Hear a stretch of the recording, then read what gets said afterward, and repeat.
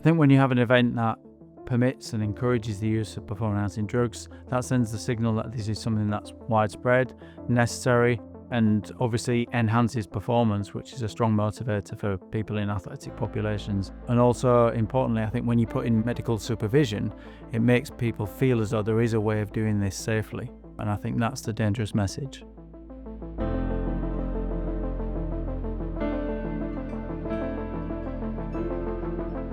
When you take these drugs, you put yourself at risk of a wide range of harmful consequences for health. So, greater risk of heart attack, remodeling of the heart, cardiac disease, effects on the liver, kidney, endocrine function, so sexual dysfunction that can continue long after you stop using the substances.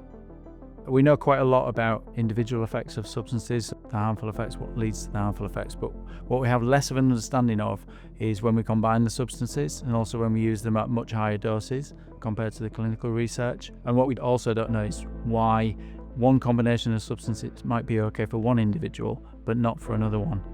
I think when you have events that promote the use of performance-enhancing drugs, the risk is that increases the population, so the prevalence in society. Because of the harmful health effects, and it's the National Health Service that pick up the consequences of that, it becomes a public health concern because you've got a greater number of people that are requiring those services.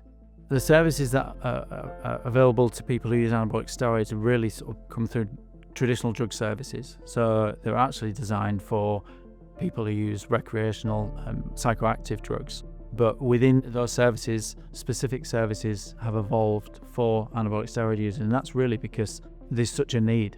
So actually, many services now report that anabolic steroid users are the largest percentage of their clientele. So our research has been able to identify what these specialist services are, how limited the specialist service provision for these individuals is, and also how sporadic it is across the country.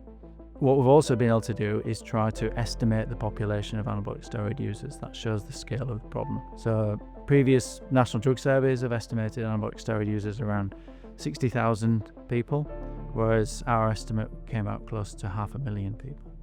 What we've been able to do at Birmingham, which very few other universities have been able to do, is to engage in research both in the elite sport context, so looking at doping within sport, but also at the same time looking at use of anabolic steroids and associated drugs in exercise communities, and have expertise in both areas and bring those together. I think some of the next steps for us are to try to understand the different interventions that are offered. We understand which interventions are offered for people who use anabolic steroids. We don't understand which ones are the most effective and who they work for and why they work for those individuals. If we get a better understanding of that, then we can put more resource around the most effective interventions and make that more equally available to people across the country as well.